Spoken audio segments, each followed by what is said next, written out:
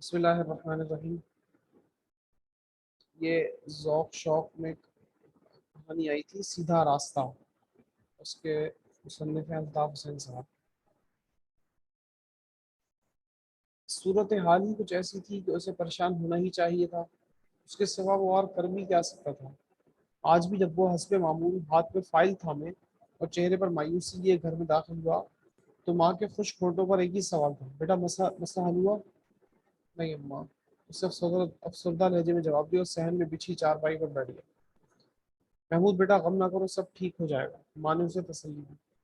جان پہچان والوں کے لیے محمود ہاتھ میں پکڑی فائل کو تکیے پر رکھتے ہوئے بولا، اماں میں بھاگ دوڑ کرتے کرتے تھک گیا ہوں۔ نہ بیٹا، مایوسی کی باتیں نہیں کرتے، اللہ ناراض ہوتا ہے، ماں نے اسے سمجھانے کی کوشش کی۔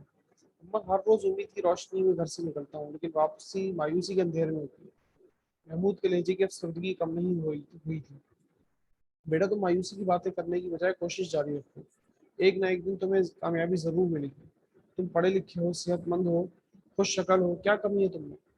باہمت ماں نے مایوس بیٹے کو ایک بار پھر سمجھانے کی کوشش کی۔ ماں ایک کمی تو ہے نا، محمود نے کہا تو ماں نے استفساری انداز میں اس کی طرف دیکھتے ہوئے پوچھا، وہ کیا؟ چاچا ماموں کی، محمود نے مختصر سے جواب دیا۔ چاچا ماموں کے چکر کو چھوڑو، ماں نے چارپائی پر اس کے برابر بیٹھتے ہوئے کہا۔ کیسے چھوڑوں اماں، میں تو ہر کام اسی چکر میں ہوتا ہے، تعلیم صحت اور شکل کون دیکھتا ہے؟ اب تو گھر میں رہتی ہے، جبکہ میں ایک گھورک دندہ روز اپنی آنکھوں سے دیکھ کر آتا ہوں۔ محمود اس سوچ میں گم لہجے میں کہا، بیٹا، مانوس کے دائیں کندھے پر ہاتھ رکھتے ہوئے کہا، میں ایک بات جانتی ہوں کہ اللہ تعالیٰ ہمت اور حوصلے سے کام لینے والوں کی مدد کرتا ہے، اور ہماری تاریخ گواہ ہے کہ محمود غزنوی میں 16 بار ناکام ہونے کے باوجود ہمت نہیں ہاری تھی، اور پھر 17ویں حملے میں اس نے سومناتھ کے بت کو پاش پاش کر کے رکھ دیا تھا۔ اما وہ محمود سلطان بھی تھا، اس کے پاس طاقت بھی تھی، اور آپ کے محمود کے پاس چند کاغذ کے ٹکڑوں کے سوا کچھ بھی نہیں ہے، جو اسے 17 سال کی محنت کے بعد حاصل کی۔ ویسے بھی اماں، مفاد پرستی کے اس بے قدرے دور میں آپ کو محمود کس کس سومنات کو توڑے گا؟ یہاں تو جگہ جگہ سومنات کھڑے دکھائی دیتے ہیں۔ محمود بولا، بیٹا تم دیکھنا، یہ سبھی سومنات ایک دن ٹوٹ جائیں گے، قطرہ قطرہ گرنے والا کمزور پانی بھی ایک دن سخت ترین پتھر میں سوراخ کر دیتا ہے۔ ماں بات کو رخ بدلتے ہوئے بولی، اچھا چھوڑو ان باتوں کو، چلو اٹھو، منہ ہاتھ دھو لو، میں سالن گرم کرتی ہوں، اماں مجھے بھوک لگی۔ محمود چارپائی پر بیٹھتے ہوئے بولا، ارے نادان، دوسروں کا غصہ اپنے پیٹ پر کیوں نکالتے ہو، چلو اٹھو، جلدی سے منہ ہاتھ دھو لو۔ میں نے اسے بازو سے پکڑ کر اٹھاتے ہوئے کہا، اور محمود نہ چاہتے ہوئے بھی اٹھ کھڑا ہوا۔ سر میں اپنی درخواست کے سلسلے میں حاصل ہوا۔ محمود لمبی چوڑی میز کے پیچھے اعلیٰ قسم کی کرسی پر بیٹھے موٹی توند والے افسر سے مخاطب ہوا۔ کون سی درخواست؟ سب نے ایک فائل اٹھاتے پوچھا۔ آپ کے ادارے کی طرف سے جونیئر کلرک کی اسامی کے لیے اشتہار دیا گیا تھا، میں نے بھی آپ کے پی اے کے پاس درخواست جمع کرائی تھی، ایک ماہ ہو گیا چکر لگاتے ہوئے، مجھے ہر روز کل پرسوں آنے کو کہہ کر واپس بھیج دیا جاتا ہے۔ آج بڑی منت سماجت کے بعد پی اے نے مجھے آپ سے ملاقات کی اجازت دی۔ محمود نے وضاحت پیش کی، اچھا۔ سب نے پہلی والی فائل بند کر کے میز کے دائیں جانب موجود فائلوں پر رکھتے ہوئے مصنوعی حیرت کے ساتھ کیا، سر اب میرے لیے کیا حکم ہے؟ محمود نے استفساری انداز میں افسر کی طرف دیکھتے ہوئے پوچھا۔ حکم؟ افسر نے لفظ حکم کو خاصا لمبا کرتے ہوئے یقین اور مایوسی کے درمیان جھومتے ہوئے محمود کی طرف دیکھا اور فوراً بولا، تم اگلی بار کوشش کرنا، اس بار تو کام ہو گیا۔ میں اپنی بات کا مطلب ہی سمجھا۔ محمود کے دل کو طرح طرح کے وسوسوں نے گھیرنا شروع کر دیا، تم سمجھ بھی نہیں سکتے۔ افسر مانا خیز انداز میں مسکراتے ہوئے بولا، یہ دفتری معاملات ہوتے ہیں، یہ تم جیسا آدمی سمجھ نہیں سکتا، پھر بھی آپ کچھ تو بتائیے۔ محمود کے لہجے میں اصرار اور تجسس کی جھلک نمایاں تھی۔ بچے، میں سیٹ پر ہوتے ہوئے بھی، افسر نے کچھ کہتے کہتے اچانک بات کو رک دیا، تم بتاؤ کہ پاور کا مطلب جانتے ہو؟ جی، محمود نے اس بات میں سر ہلاتے ہوئے کہا، بس تم یہ سمجھ لو کہ پاور والوں کا کام ہو گیا اور تم اب چھٹی کرو۔ سر نے محمود کو نوکری لگنے سے پہلی چھٹی کی خوشخبری سنا دی اور ایک اور فائل کھول کر اس پر جھک گیا۔ آج محمود ایک اور ناکامی کا بوجھ پر یہ سومنات سے باہر نکل آیا تھا۔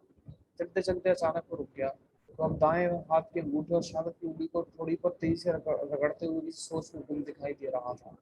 چند لمحوں بعد وہ ریلوے اسٹیشن کی طرف بڑھنے لگا، اس کے قدموں کی رفتار کبھی آہستہ اور کبھی تیز ہو جاتی تھی۔ اسے دیکھ کر یہ محسوس ہو رہا تھا جیسے وہ ذہنی طور پر کسی کشمکش کا شکار ہے۔ السلام علیکم، ریلوے اسٹیشن کے باہر کھڑے ادھیڑ عمر قلی سے ہاتھ ملاتے ہوئے بولا، چچا آپ قلی رب نواز کو جانتے ہیں؟ اسے میں نے کچھ دیر پہلے پلیٹ فارم نمبر 4 پر دیکھا تھا، وہ اب بھی وہیں ہوگا، کیونکہ عوامی ایکسپریس آنے والی ہے نا؟ قلی نے جواب دیا، آپ کا بہت بہت شکریہ۔ महमूद ने कुली की तरफ तशक्कुर आमेज निगाहों से देखते हुए कहा। महमूद ने काउंटर से प्लेटफॉर्म टिकट खरीदा और आहिस्ता आहिस्ता चलता हुआ प्लेटफॉर्म का ओवरहेड ब्रिज पार करके प्लेटफॉर्म नंबर 4 पर आ गया। यहाँ काफी तादाद में लोग जमा थे जो बड़ी बेताबी से आने वाली ट्रेन की राह देख रहे थे। कुली भी 3-3 और 4-4 की टोली में खड़े खुशखबरी में मसरूफ नजर आ रहे थे। महमूद कुलियों की टोलियों को बगौर देखता हुआ आहिस्ता आहिस्ता आगे बढ़ रहा था। फिर आखिर से कुली रब नवाज मिल गया। भाई रब नवाज, उससे जवान कुली के पीछे रुककर पुकारा। अरे महमूद भाई! रब नवाज ने महमूद की तरफ हैरत भरे अंदाज में देखा और पूछा, तुम यहाँ कैसे? रब नवाज महमूद से हाथ मिलाने के बाद खुशी से दीवाना होकर उससे लिपट गया। किसी को लेने निकला था। महमूद पटड़ी को बगौर देखते हुए बोला, लेकिन अब किसी और को लेने आ गया। क्या मतलब है? तुम्हारी बात का मतलब नहीं समझा। भाई पहेली ना बुझवाओ, जो कहना है साफ साफ कह दो। रब नवाज ने उसके दोनों कंधों पर हाथ रखते हुए कहा।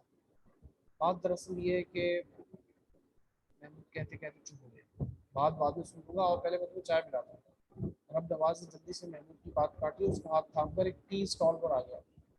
ये साहब, दो चाय, मीठा पत्ती तेज। रब नवाज ने चाय का कहा और फिर महमूद की तरफ मुड़ते हुए बोला, चलो अब बताओ तुम्हारी वो असल बात क्या है। जवाब में महमूद ने अपनी दास्तान गम सुनाना शुरू की। इस दौरान में चाय भी आ गई। कुछ चुस्कियाँ लेकर चाय भी पीते रहे, बातें भी करते रहे। महमूद ने अपने वालिद की नागहानी मौत से बात शुरू की।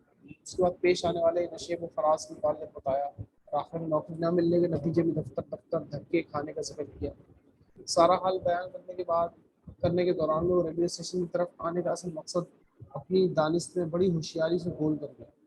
अब मैं तुम्हारी असल बात का मतलब अच्छी तरह समझी। आओ मेरे साथ। रब नवाज चाय के पैसे देने के बाद महमूद को बाजू से पकड़कर एक सुकून के करीब ले आया। क्या समझ गए हो? महमूद ने पूछा। उसके लहजे में बेचैनी की झलक थी। पहले तो तुम मुझे ये बताओ, तुम जैसे लोग ज्यादा पढ़े लिखने लेने के बाद सीट वाली नौकरी के चक्कर में क्यों पड़ जाते हैं? तब नवाज कदर गुस्से से बोला, ये हमारा हक है। हम इसीलिए तो इतना ज़्यादा पढ़ते हैं। लेकिन हमारी हासिल करदा तालीम के मुताबिक हमें मयारी नौकरी नहीं मिलती।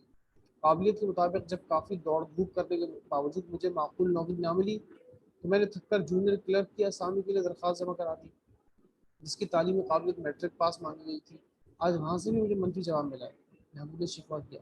मैं मानता हूँ कि तुम और तुम्हारे जैसे सैकड़ों नहीं बल्कि हज़ारों नौजवान अपने जायज़ हुकूक हासिल करने की खातिर दिन रात अनथक मेहनत से पढ़ते हैं। मैं ये भी जानता हूँ कि तुम लोगों को इस अनथक मेहनत का सोच के मुताबिक सिला नहीं मिलता। ये हमारे माशरे का एक अलमिया है। रब नवाज महमूद की तारीफ करते हुए बोला, लेकिन जब तक तुम्हारी मतलूबा नौकरी का मसला हल नहीं होता, तुम अपने लिए परेशानी क्यों खड़ी करते हो? माकूल नौकरी मिलने तक कोई और काम क्यों नहीं कर लेते? खामखा अपनी सेहत और वक्त को क्यों बर्बाद करते हो? महमूद जवाब देने के बजाय खामोशी से सर झुकाए खड़ा रहा। बोलो, कोई और काम करोगे? मुझे हाँ या ना में जवाब चाहिए। रब नवाज बोला, हाँ। महमूद ने धीरे धीरे से कहा, अगर तुम्हारा जवाब हाँ है तो फिर अपने दिल और दिमाग को मायूसी में उलझाकर हिम्मत और हौसला क्यों हारते हो? तुम्हें अपनी सोच बदलनी होगी, दुरुस्त सिमत में सोचना होगा।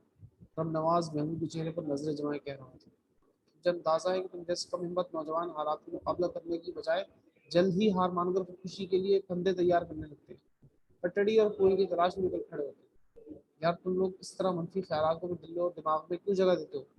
इस वक्त तुम लोगों को उन अपनों का ख्याल क्यों नहीं आता जो हकीकत में तुम लोगों के अपने होते हैं? तुम गलत सिमत में सोचते हो और चलते हुए एक लम्हे के लिए भी अपनी बूढ़ी माँ का ख्याल ना आया जो तुम्हें देख देख कर जी रही है।